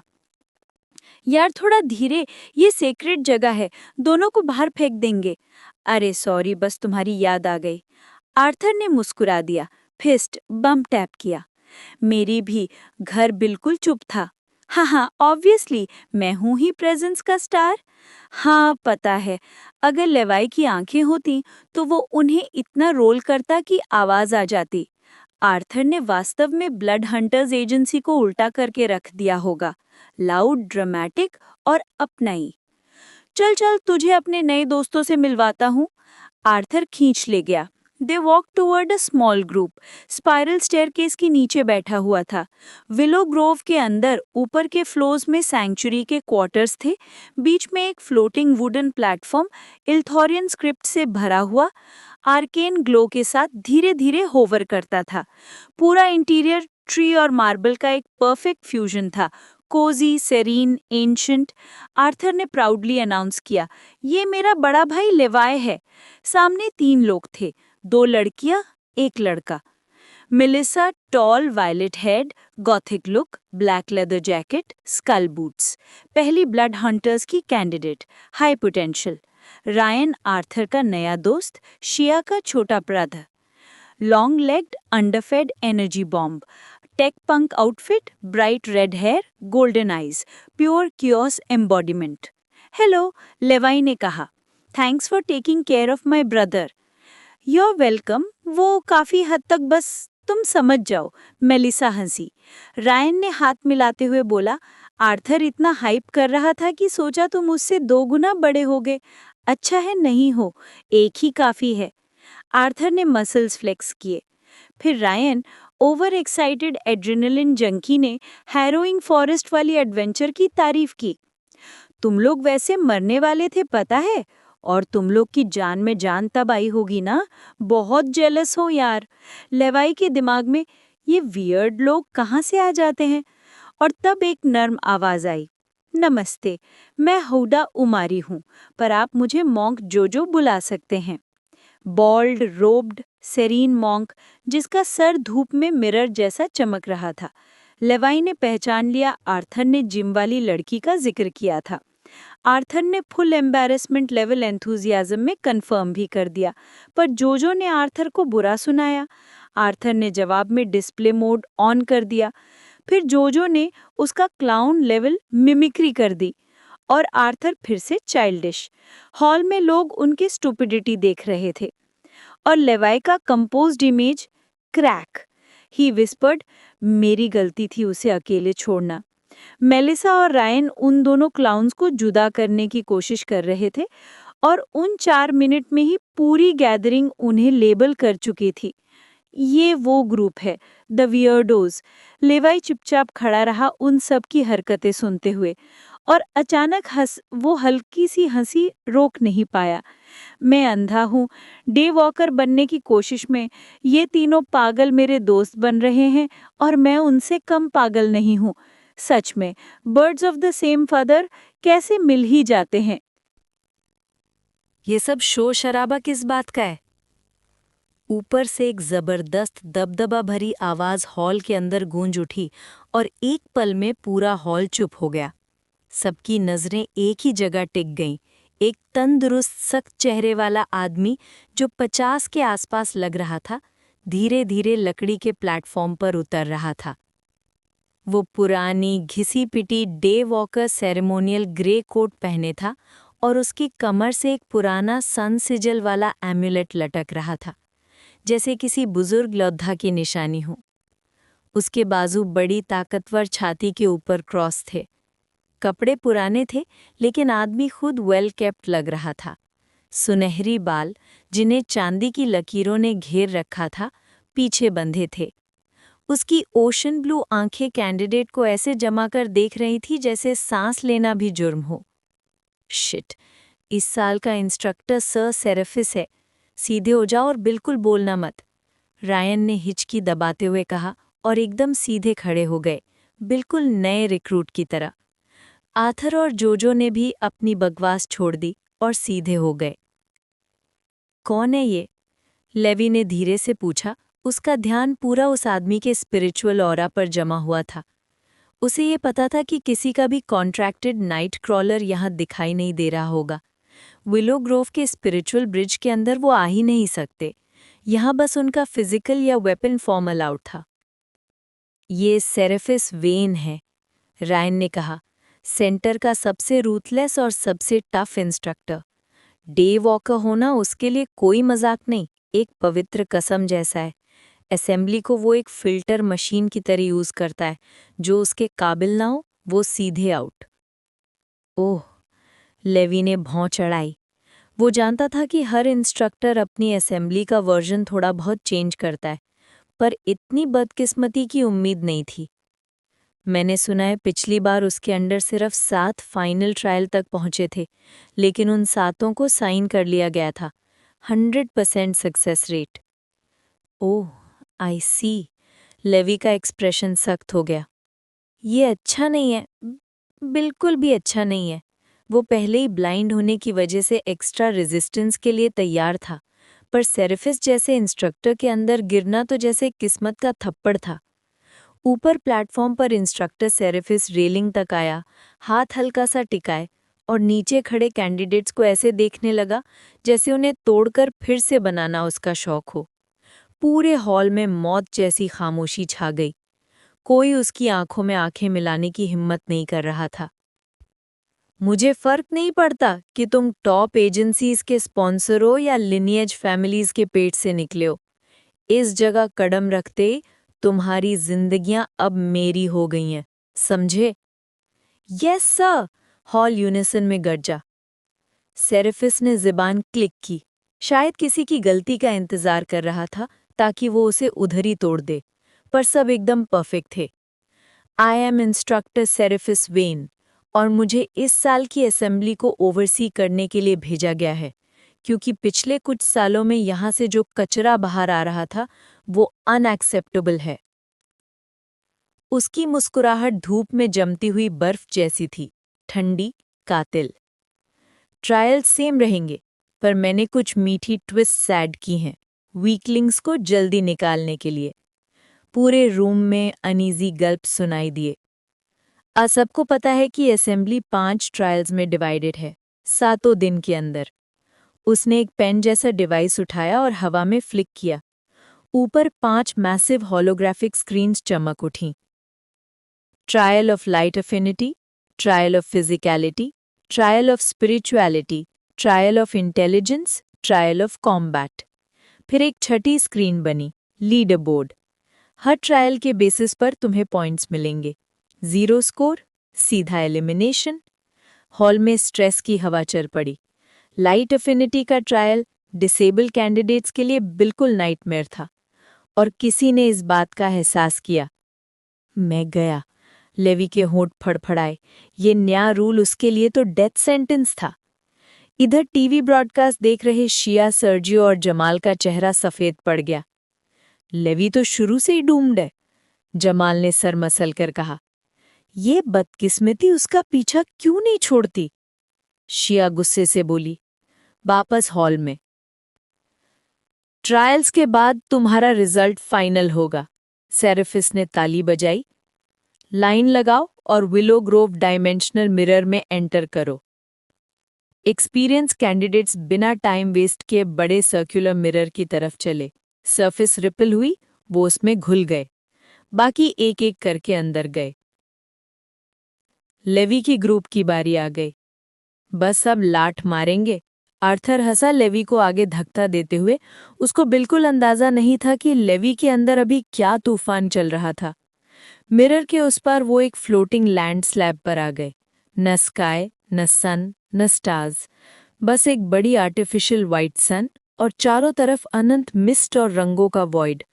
ग्रेविटी और हवा अर्थ जैसी ट्यून की गई थी। ऊपर सेरेफिस अपने प्लेटफॉर्म पर फ्लोट कर रहा था। Welcome to the boundless expanse, उसने अनाउंस किया। अगला कुछ दिन यहीं बिताओगे। जोजो ने फुसफुसाया। ये वही जगह है जहां डेथ गेम्स होते हैं। एग्जैक्टली, मेलिसा बोली। इस डोमेन का मालिक नॉक्टर्नल कॉन्ट्रैक्ट का क्रिएटर है, इसीलिए इसे न्यूट्रल ग्राउंड माना जाता है। लेवी के लिए ये सब साइड नॉइज था। लाइट अफिनिटी का ट्रायल मैं पास नहीं कर सकता, और 0 मीन्स एलिमिनेशन। वो जानता था कि ट्रायल क्या टेस्ट करता है।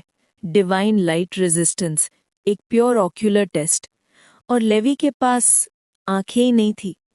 वो तसल्ली देता रहता था कि अगर लाइट ट्रायल फेल हुआ तो बाकी ट्रायल्स में कवर कर लेगा। पर न्यू रूल, पहला ट्रायल ही लाइट अफिनिटी, पूरा गेम ही उसके खिलाफ सेट था। सेरेफिस गर्जा। टैलेंट ग्रोथ का असली जज लाइट अफिनिटी है, इसीलिए हम यहीं से शुरू करेंगे। सब ठीक है? आर्कर ने पूछा। कुछ नहीं, लेवी ने फोर्स स्माइल दिया। बस एक ही ऑप्शन बचा है, एक hail Mary. Chapter 60 trial of light affinity English version. Levi ने भौएं चढ़ाते हुए अपने आसपास के आवाज़ों का इस्तेमाल किया, एक साउंड ब्रिज बनाने के लिए जो सीधा स्टेज तक जाता था। फिर उसने अपनी इंडेक्स फिंगर उस ब्रिज पर रखी और गहरी कंसंट्रेशन में डूब गया।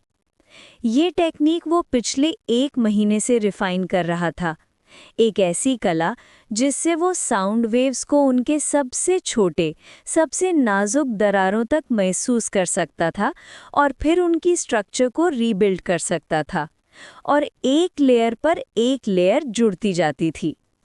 उसने इसी स्किल का यूज़ स्टेज के ऊपर लिखे इथोरियन सिंबल्स और इंस्क्रिप्शंस को मैप करने में किया, एक परफेक्ट 3 डायमेंशनल ऑडिटरी इमेज बनाकर, जो उसकी माइंड्स आई के सामने एकदम साफ बन गई।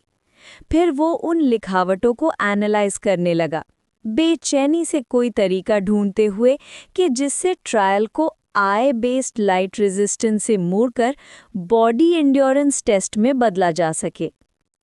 लेवी प्रिंसिपल समझता था, स्टेज बाकी टोटम्स की तरह स्पोकन इनकैंटेशन से रिएक्ट करती थी, एक कमांड फ्रेज मैकेनिज्म को एक्टिवेट करता था, और अगर वो उस फ्रेज को ढूंढकर ऑल्टर कर पाता तो शायद वो बच जाता।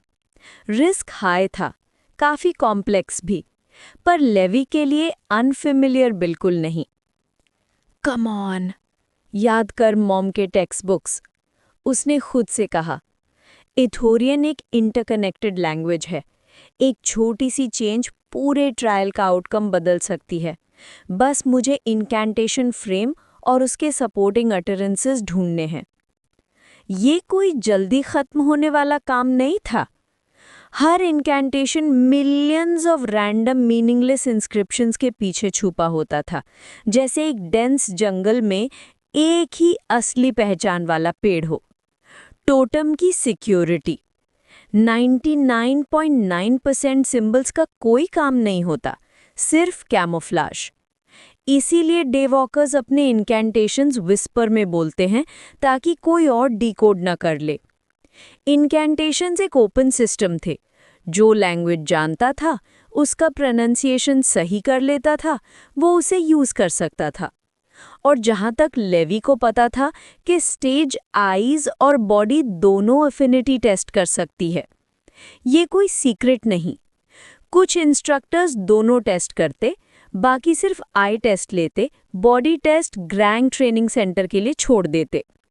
लेजीनेस की वजह से नहीं, पर क्योंकि रिजल्ट हमेशा प्रिडिक्टेबल होते।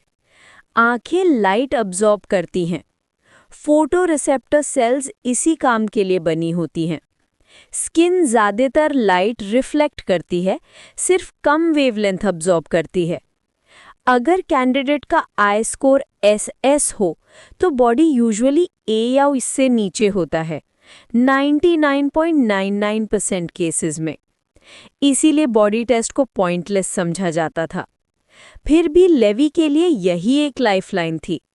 वो सर्कुलर वॉल पर लिखे अजीब सिंबल्स को महसूस करता रहा, दिमाग की स्पीड लिमिट तोड़ने की कोशिश में इनकैंटेशन एक्सट्रैक्ट करने के लिए। ऊपर प्लेटफॉर्म पर सेरेफिस ने आंखें सिकोड़ी और आसमान की तरफ देखा। अब मिलते हैं हमारे बदसूरत डायमेंशनल दोस्तों से। उसने उंगली वॉइड की तरफ उठाई। सबने रिफ्लेक्सिवली ऊपर देखा और काफी लोग तुरंत पछताए। हजारों बड़े बड़े आईबॉल्स उन्हें देख रहे थे, हर एक अलग, सिड्यूसिंग, मॉन्स्ट्रस, इंचैंटिंग, चिलिंग, कोई दो पेयर सेम नहीं। ये नाइट क्रॉलर्स थे, शैडो डायमेंशन से, स्पेक्टेटर्स। जो भी नाइट क्रॉलर इस असेंबली से जुड़े नॉक्टर्नल कॉन्ट्रैक्ट का पार्ट था, उन्हें यहाँ देखने का अधिकार था और किसी कैंडिडेट को वर्दी समझे तो पैक्ट करने का भी। हर कॉन्ट्रैक्ट का एक सीरियल नंबर था, जो एक मल्टीलैटरल लिंक बनाता। जिसके पास भी वो नंबर होता, वो रिचुअल में कनेक्ट हो सकता था। सेरेफिस ने ये लिंक सिर्फ नाइट क्रॉलर्स तक लिमिट रखा था, नहीं तो ये पूरा सीन मिलियंस ऑफ ह्यूमंस के दिमाग में लाइव स्ट्रीम हो जाता। थैंक्सफुली न्यूरल लेंस ब्रॉडकास्ट चल रहा था। ये डायमेंशन विलो ग्रोव मिरर के थ्रू अर्थ के एटमॉस्फेयर और ग्रेविटी से टेदर्ड था। सरकार ने इस ब्रिज को मेंटेन करने के लिए मोटा पैसा दिया था। Finally fresh meat, please be better than last year के losers. Look at those tiny faces, की so cute when scared. Night crawlers की आवाजें पूरे फ्लोटिंग प्लेटफॉर्म में गूंज उठी। कई कैंडिडेट्स को हिलाकर रख दिया। सेरेफिस चाहे तो उन्हें म्यूट कर सकता था, पर नहीं किया। उनकी टॉन्टिंग एक टूल थी वीकलिंग्स की रिजॉल्व तोड़ने का। जिसका नाम पुकारा जाए वो लूमिनेंस राइट पर आए। सेरेफिस ने 2 थप्पड़ बजाए। सफेद मार्बल का फ्लोर थोड़ा कंपा, फिर क्रैक होते हुए एक स्टेयरकेस बन गया जो 10 मीटर ऊपर सर्कुलर स्टेज तक जाता था। लूमिनेंस राइट इथोरियन सिंबल्स और आर्केन इंस्क्रिप्शन से भरा हुआ था। सेरेफिस ने इसे बनाया नहीं था, अथॉरिटी उसको दी हुई थी नॉक्टर्नल कॉन्ट्रैक्ट के थ्रू। इस डायमेंशन में अगले 7 दिन तक वो एक देवता था। नूरा ब्लैकथॉर्न, एक खूबसूरत लाइटली टैंड लड़की सीधी खड़ी हुई और स्टेयर चढ़ने लगी। उसके कर्व्स, उसका जंगल कैट जैसा मोशन, उसकी स्मर्क सब उसके कॉन्फिडेंस में डूबी हुई थी। ब्लैक लेटेक्स सूट उसकी बॉडी को परफेक्टली हग कर रहा था। कमर पर ट्विन डैगर्स। वो हर स्टेप में अपने हिप्स को स्वे करती, जिससे लड़कों की आंखें उस पर चिपक रही थी। लड़कियां इरिटेटेड। रायन बेचारा तो थूक बिखेरने ही वाला था। ख्याल रखना, मेलिसा ने ठंडा सा बोला। वो सायरन है। हाँ, कैसे? आर्थर ने पूछा। मिडनाइट स्लेयर्स के सेकंड इन कमांड की बेटी है और उनकी टॉप प्रोडिजी। ब्लैकथॉर्न लीनिएज ने उसे 3 साल की उम्र से ट्रेन किया है। Wait, assassination family? आर्थर की आंखें फैल गईं। बाकी सब एजेंसीज के बारे में आर्थर कम जानता था, पर ब्लैकथॉर्न्स का नाम तो उसने भी सुना था। ये लोग होली रीजन्स में डर का सिनोनिम थे। रोग स्लीप वॉकर्स और फॉलन डे वॉकर्स के professional Assassin's. Midnight slayers agency इन्हीं की वजह से फेमस हुई थी। मॉर्निंग स्टार्स बैटलफील्ड के हाइनर्स, तो ब्लैकथॉर्न साइलेंट आउल्स, रात में सबसे खतरनाक। स्टेयर के टॉप पर पहुंचकर नोरा ने एक हाथ हिप पर रखा, दूसरे से अपने लंबे ब्रेडेड हेयर को ट्विस्ट किया। आर्टिफिशियल सन की तरफ देखो, ब्लिंक मत करना। ओके, उसने मीठी आवाज में कहा। वो सीधे ब्लाइंडिंग व्हाइट सन को घूरने लगी, बिल्कुल बिना हिले। 5 सेकेंड्स, 10 सेकेंड्स, 30 सेकेंड्स। स्टेज के सिंबल्स एक एक माइलस्टोन पर ग्लो होने लगे, क्राउड को हिलाकर रख दिया। 35 सेकेंड्स पर उसने फाइनली ब्लिंक किया। तुरंत एक वुडन बॉटल निकाला और आई ड्रॉप्स डाले। फिर इनकैंटेशन बोला, 1 drop, 1 blink, the burn will sink. आंखों में एक पल्स आई, इरिटेशन गायब। Noora Blackthorn 35 seconds, light affinity SS, score 150 points. तुम अपनी माँ का लेगेसी अच्छे से कैरी करती हो। सेरेफिस ने रेयर सैटिस्फैक्शन के साथ कहा। Thank you, you may step down. As you wish. सीधे स्टेयर से नहीं उतरी, उसने डैगर्स निकाले और एक डैगर से वॉल को स्टैब करके स्लाइड किया, फिर लास्ट मोमेंट में फ्लिप किया, पैंथर की तरह लैंड किया। सब स्टन्ड। वो एक कॉन्ट्रैक्ट सीकर नहीं लग रही थी, बिल्कुल एक ट्रेन्ड डे वॉकर। ये सच में सुपर ह्यूमन है, लेवी ने तस्लीम किया। अश्क्राल ने जो मॉन्स्टर्स की वार्निंग दी थी, ये उनमें से एक थी। टैलेंट, ट्रेनिंग, रिसोर्सेज, विल, सब टॉप टियर। नाइट क्रॉलर्स तो पागल हो गए। Perfect partner, she is mine. SS affinity और इतना फ्लेक्सिबिलिटी, डैम। कैंडिडेट्स में एडमिरेशन, जेलसी, डिजायर, सब कुछ। पर मूड जल्दी गिर गया। नूरा के बाद 50 से ज्यादा कैंडिडेट्स आए। किसी ने उसका स्कोर छू तक नहीं किया। D, C, D, B, A। कोई F नहीं, पर कोई S तक नहीं गया। ज्यादातर बेयरली 10 सेकेंड्स। लाइट रेजिस्टेंस ट्रेन हो सकता था, पर नेचुरल एडवांटेज ही सबसे बड़ा फैक्टर था। 25 से 30 सेकंड्स के ऊपर वाले ही आगे फ्यूचर के फास्टेस्ट कल्टीवेटर्स बन सकते थे। नाइट क्रॉलर्स इसी के लिए तरस रहे थे। 1 घंटा गुजर गया। मिलेसा, A। जोजो, A। फिर रायन और आर्थर, B। सोचा था कुछ अलग होगा, आर्थर ने निराश होकर कहा। मिलेसा ने शोल्डर पैट करके कहा, लाइट अफिनिटी फ्यूचर डिसाइड नहीं करती। स्टार्टिंग स्लो हो सकती है, पर आगे एक्सिलरेट हो जाओगे। Hope so. आर्थर ने लीडर बोर्ड देखा, रैंक 88, बीच में। मीनवाइल लेवी ने दुनिया को शट डाउन कर दिया था। सिर्फ सेरेफिस की आवाज सुनने लायक छोड़ी, बाकी सब म्यूट। उसका फोकस एक्सट्रीम लेवल पर था, लुमिनेंस राइट की हिडन इनकैंटेशन को डिकोड करने के लिए, और वो बहुत करीब था। तभी एक तेज आवाज उस पर हैमर की तरह पड़ी, लेवी लासन, स्टेप 4। उसका दिल एक बीट स्किप हुआ, पर चेहरे पर कुछ नहीं, न पैनिक न हेजिटेशन। वो सीधा ग्रुप से निकलकर स्टेकेस की तरफ चल दिया। यार, मुझे लगता है ये हमारे ग्रुप में सबसे हाईएस्ट स्कोर करेगा, रायन ने आंखें चमकाते हुए कहा। मुझे भी, मिलिसा ने मुस्कुराई। आर्थर तो पूरा महीना इसकी तारीफ कर रहा था, कुछ तो खास होगा। आर्थी, तू ना पागल है, लेवी में अंदर ही अंदर सोचा। उसका स्टूपिड भाई उसको फिर से जीनियस पोर्ट्रे कर रहा था।